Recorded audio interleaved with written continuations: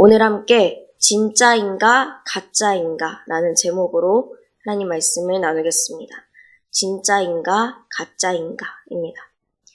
외국 TV 프로그램에서 케이크로 이제 가방이나 신발 이런 여러 물건을 만들고 뭐가 진짜 케이크냐 또 물건이냐 그걸 맞추는 그런 프로를 본 적이 있습니다.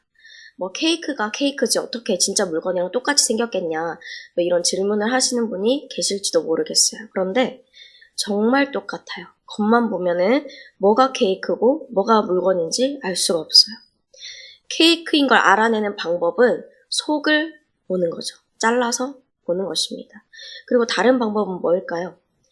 그냥 둬버리는 거예요. 그러면 케이크는 아무리 잘 만들어도 음식이기 때문에 시간이 많이 지나면 상하게 됩니다. 벌레가 꼬이겠죠. 아무리 케이크로 진짜같이 물건을 만들어도 결국에는 케이크라는 게 드러나게 되는 거예요. 진짜 같은 가짜와 또 진짜의 겉만 보면은 뭐가 진짜인지 가짜인지 알 수 없습니다. 하지만 시간이 지나면 진짜와 가짜는 드러나게 되어 있어요. 그리스도인들도 마찬가지입니다. 진짜 그리스도인들이 있고 또 가짜도 있다는 거예요. 그러면 진짜 그리스도인들은 어떤 사람들인지 우리가 말씀을 함께 살펴보면서 주님의 지혜를 얻게 되기를 소망합니다. 이제 바울이 고린도 사역을 끝으로 2차 전도 여행을 마쳤습니다. 그리고 이제 3차 전도 여행을 시작하는 거예요. 근데 이번 여행의 목적은 뭐냐면 이전에 복음을 전했던 곳에 다시 다니면서 모든 제자들을 굳건하게 하는 것입니다. 그리고 그 중에서도 가장 핵심되는 곳이 바로 에베소였어요. 바울이 이곳에서 복음을 전했었고 또 아볼로도 또 아골라랑 또 브리스가 부부도 여기에서 사역은 했지만 아직 성령 세례를 받지 못한 사람들이 많은 것입니다. 또 그곳에 마술과 미신이 많은 거예요. 그래서 바울이 에베소에 와서 그들에게 안수를 해줍니다. 그러니까 놀라운 일이 일어나죠. 성령님이 그들 한 사람 한 사람들에게 임하시는 거예요. 마치 오순절 마가의 다락방에 이제 성령님께서 임하셨던 것처럼 안수를 받은 사람들이 방언도 하고 예언도 하고 그런 놀라운 일들이 일어나는 것입니다. 심지어는 사람들이 이제 바울이 하고 있던 손수건이나 아니면 앞치마를 가져가서 병든 사람에게 덮으면 그 사람이 바로 낫는 거예요. 악기가 바로 떠나는 거예요. 그러니까 이런 놀라운 일이 일어나니까 꼭 이런 걸 보면 따라하고 싶은 사람들이 생깁니다. 그래서 마술을 하는 유대인들이 이 일을 따라해요. 그 중에서도 유대의 제사장인 스게와의 7 아들들, 그냥 한 아들이 아니라 7명의 아들 전부가 따라해보고 싶은 거예요. 그래서 해봅니다. 네, 정말 예수님의 이름에 권세가 있다고 인정해서 믿어서 예수님의 이름으로 이 악기를 쫓아내려는 게 아니라 그냥 마술을 부리는 주문으로 예수님의 이름을 수리수리 마수리처럼 이렇게 주문으로 쓰는 거예요. 그래서 예수님의 이름에는요, 분명히 권세와 능력이 있지만 자신의 유익만을 위해서 아무 믿음 없이 부르면 성령님께서 역사하지 않으십니다. 악기도 사탄도 그걸 알아요. 15절에서 예수도 바울도 아는데 너희는 누구냐? 라고 하죠. 악기 들린 사람이 그들에게 뛰어올라 누르고 그뿐만 아니라 어떻게 했다고 합니까? 이깁니다. 이겨버려요. 이 스게와의 7 아들들이 진짜가 아니라 가짜라는 걸 안 거예요. 너네 진짜 아니다. 너네 가짜다. 라는 것입니다. 그러면은 진짜는 뭐고 가짜는 무엇일까요? 진짜는요. 예수 그리스도의 이름을 믿으면서 살아가고 믿음으로 예수님의 이름을 선포하는 그런 성령님의 사람들이죠. 가짜는 예수 그리스도의 이름을 믿지 않지만 늘 자기 마음대로 살아가다가 자기가 필요할 때만 예수 그리스도의 이름을 부르는 사람들입니다. 이적을 행할 수 있냐 없냐 이걸로 따지면 안 돼요. 이적은 거짓 선지자들도 행한 적이 있습니다. 그러니까 진짜랑 가짜는 이적을 할 수 있냐 꿈이나 환상을 보냐 안 보냐 이게 아니라 예수님의 이름을 믿고 성령님을 따라 살아가는지 아니면 반대로 자기 마음대로 살아가고 있는지 이거의 차이인 거예요. 첫 번째 주제입니다. 진짜 그리스도인은 예수님을 믿고 성령님을 따라 살아갑니다. 진짜 그리스도인은 예수님을 믿고 성령님을 따라 살아갑니다. 그럼 한번 생각해 봅시다. 나는 진짜입니까? 아니면 가짜입니까? 누군가가 나한테 넌 진짜냐? 가짜냐? 라고 질문했을 때 나는 뭐라고 대답할 수 있을까요? 나의 죄를 대신 지시고 죽으신 예수님의 죽음과 부활을 믿고 우리는 새롭게 되었습니다. 그리고 그런 우리 모두 안에는 이미 성령님께서 우리 안에 함께하고 계십니다. 그러니까 충분히 진짜의 삶을 살아갈 수 있는 충분한 조건이 된 거예요. 필요 조건을 채운 거예요. 그럼 이제 뭐만 하면 될까요? 성령님의 말씀을 그냥 따르면 되는 거예요. 따르면. 그런데 내 안에 말씀으로 계속 감동을 주시고 성령님께서 양심을 따라 행하게 하시는데 그 말씀을 따르지 않고 내 뜻만을 고집하며 살아가겠다라고 하면은, 그리고 그렇게 살아가고 있다면 나는 진짜 그리스도인의 삶을 살아갈 수 있는데도 불구하고 반대로 가짜의 삶을 살아가게 되는 것입니다. 더 안타까운 거는 가짜로 살아가면서도 자신이 가짜로 살아가고 있는지도 모르는 사람들이 참 많이 있습니다. 자신의 모습을요, 합리화해서 그럴 수도 있고 영적으로 무지해서 그럴 수도 있겠죠. 그래서 우리는 날마다 하나님 안에서 특별히 하나님의 말씀으로 나를 비추어 보고 돌아봐야 합니다. 그냥 어느 때만 하는 게 아니라 매일매일의 삶 속에서 우리는 매일 새벽 예배를 드리고 있죠. 이 새벽 예배를 드리면서 주님, 나는 진짜의 삶을 살아가고 있습니까? 아니면 가짜의 삶을 살아가고 있습니까? 내가 주님 앞에서 그렇게 당당하게 진짜라고 얘기할 수 있나요? 한번 질문하면서 하루의 삶을 주님께 맡겨드리면서 나아가는 거예요. 그런 모습이 꼭 필요합니다. 그래서 바라기는 우리 모두가 진짜 예수 그리스도의 사람들, 성령님으로 충만한 삶을 살아가게 되기를 소망합니다. 스게와의 7 아들들, 이 사람들이 악기에게 너희는 가짜다 이렇게 판명되고 공격을 당했죠. 이 일이 쫙 퍼지게 됐어요. 에베소에 쫙 퍼지니까 유대인들이나 헬라인들이나 그곳에 살았던 모든 사람들이 다 무서워합니다. 왜냐하면 다들 마술, 미신 이런 것을 많이 따랐던 사람들인데 이게 가짜구나 이제 안 거예요. 그래서 예수님의 이름을 높이고 자신들이 그동안 잘못했던 것에 대해서 자복합니다. 그런데 그걸로 끝나는 게 아니라 마술을 하던 사람들이 책을 다 모아가지고 와서 그걸 다 불태우는 거예요. 근데 그 책들의 액수가 얼마냐? 은 5만이에요. 그래서 이거를 보면은 노동자가 5만 일을 일해야 하는 정도의 품삯입니다. 약 137년 동안 일해야 돼요. 근데 그거를 아무 거리낌 없이 바로 가져와서 태워버리는 것입니다. 무슨 의미일까요? 그동안 자신들이 믿어왔고 의지했고 돈벌이로 사용했던 마술이 사실은 다 아무 쓸데없는 것이었구나. 가짜였다는 것이구나 라는 것을 공식적으로 선포를 하는 것입니다. 난 이제 이거 따라서 안 살겠다 라는 거예요. 어떻게 이럴 수가 있을까요? 진짜가 무엇인지를 알았기 때문이겠죠. 정말 능력 있고 사람을 살리고 악기까지도 인정하는 그 권세가 사람을 홀리는 마술에 있는 게 아니라 주의 말씀, 살아계신 하나님의 말씀에 있다는 것을 안 거예요. 그래서 가짜의 삶은 다 청산해버리고 진짜로 살겠다. 말만 하는 게 아니라 행동으로 나타내는 것입니다.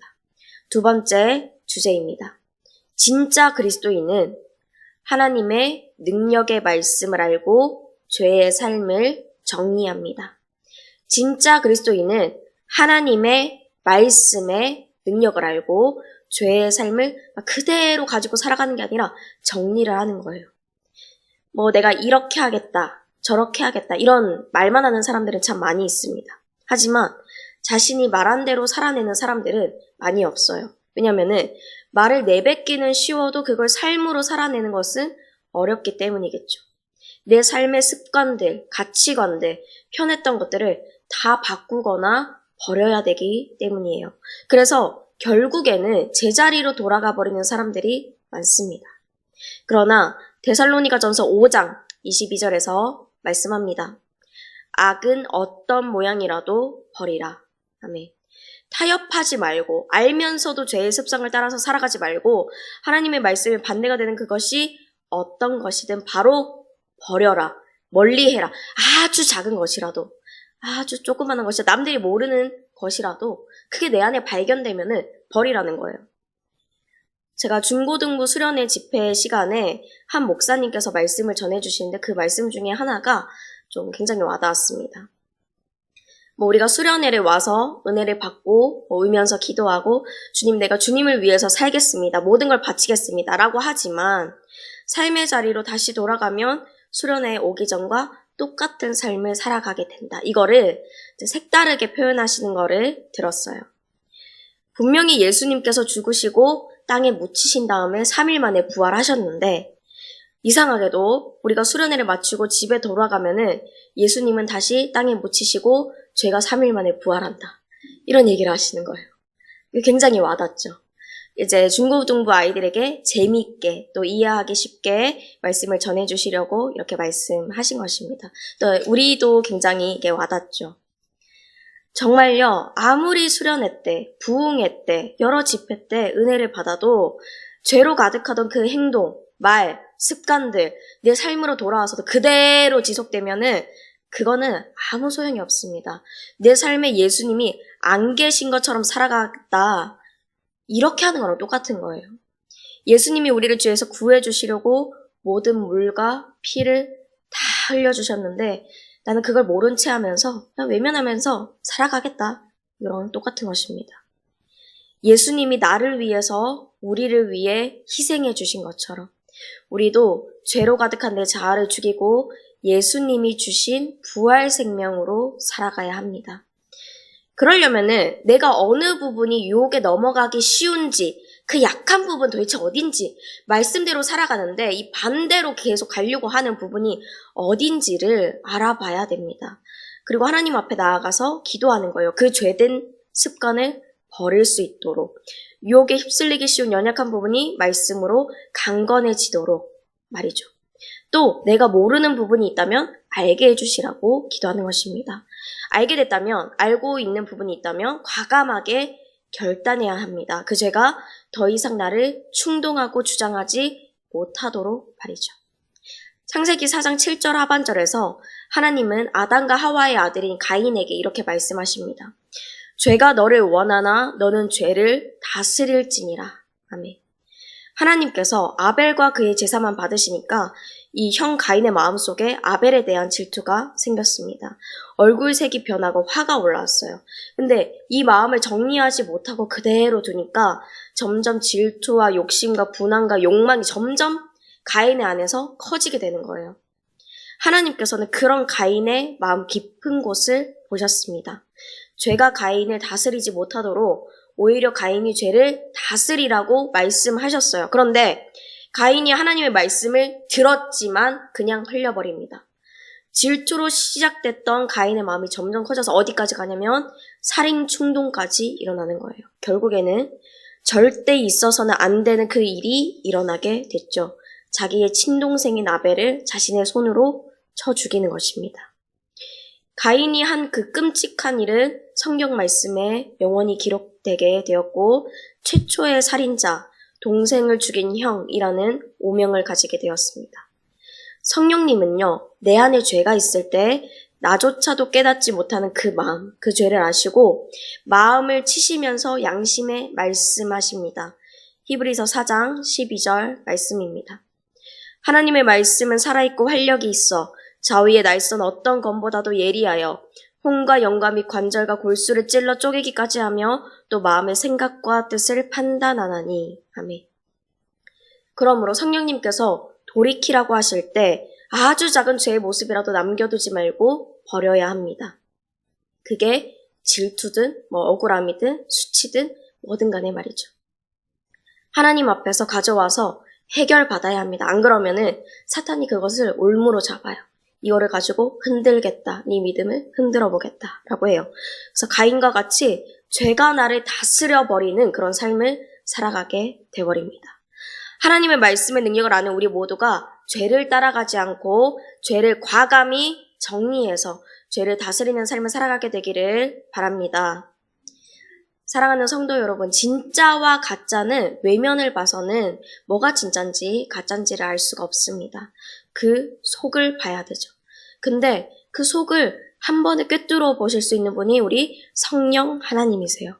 성령님은 우리가 말씀을 따라 살아가도록 계속 우리 안에서 말씀하고 깨닫게 하시고 죄를 거부할 수 있는 그런 거부감을 계속 주십니다. 그렇게 말씀해 주실 때 온 힘을 다해서 성령님 음성에 귀 기울이시기를 바랍니다. 듣기만 하고 흘려보내지 않고 과감히 죄의 삶을 정리할 때 겉만 진짜인 그리스도인이 아니라 하나님이 인정하시고 그 하나님의 복음의 능력이 나를 통해 나타나는 진짜 그리스도인의 삶을 살아갈 수 있습니다. 이거는 나를 위해서도 그렇고 하나님의 영광을 위해서도 그렇고 내 주변에 있는 다른 사람들을 위해서도 해야 되는 거예요. 그래야 우리가 진짜 그리스도인들이 돼야 정말 복음이 흘러가게 되는 것입니다. 이 말씀을 마음에 새기시고 진짜 그리스도인으로 살아가시는 저와 여러분이 되시기를 예수 그리스도의 이름으로 축복합니다. 함께 말씀을 생각하시면서 찬송가 463장 부르시겠습니다.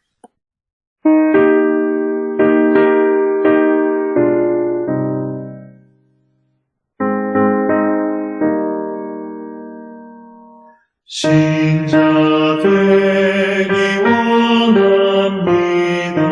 진심으로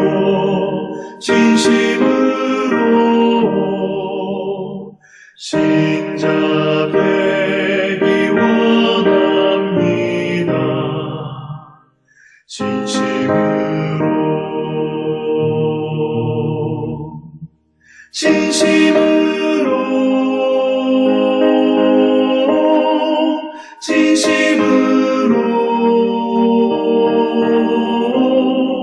신자 되기 원합니다.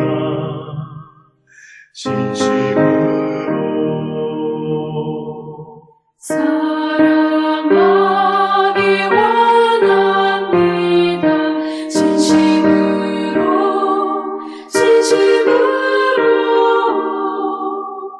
사랑하기 원합니다.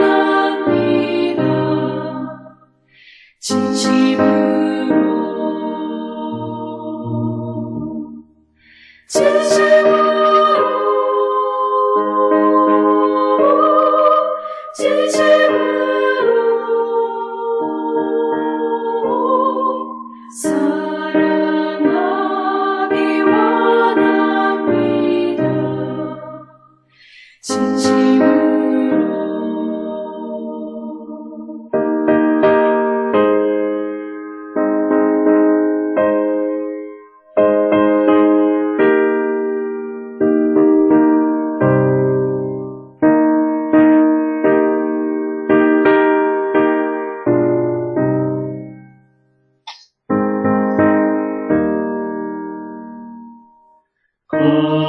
거룩하기 원합니다.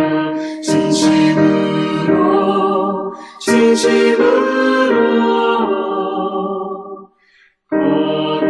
거룩하기 원합니다.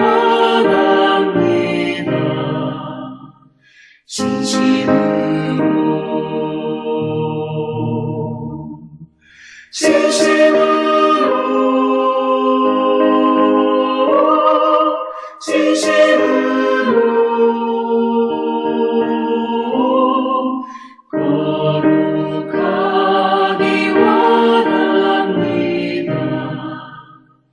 진심으로 예수 닮기 원합니다. 진심으로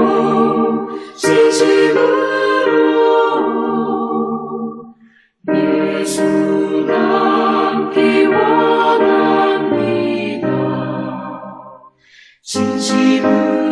닮기 원합니다.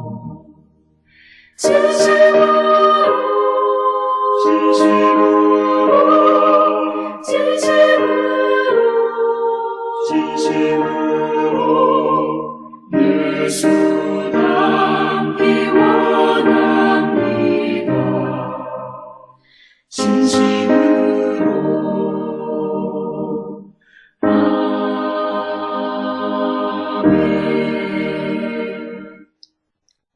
이제는 우리 주 예수 그리스도의 은혜와 하나님의 크신 사랑과 성령님의 교통하심이 진짜 그리스도인으로서 예수님을 믿고 성령님을 따라 살아가며 죄의 삶을 과감히 정리하기로 다짐하는 모든 주님의 자녀들 그 삶의 일터의 가정에 이제로부터 영원토록 함께 하시기를 간절히 축원하옵나이다. 아멘.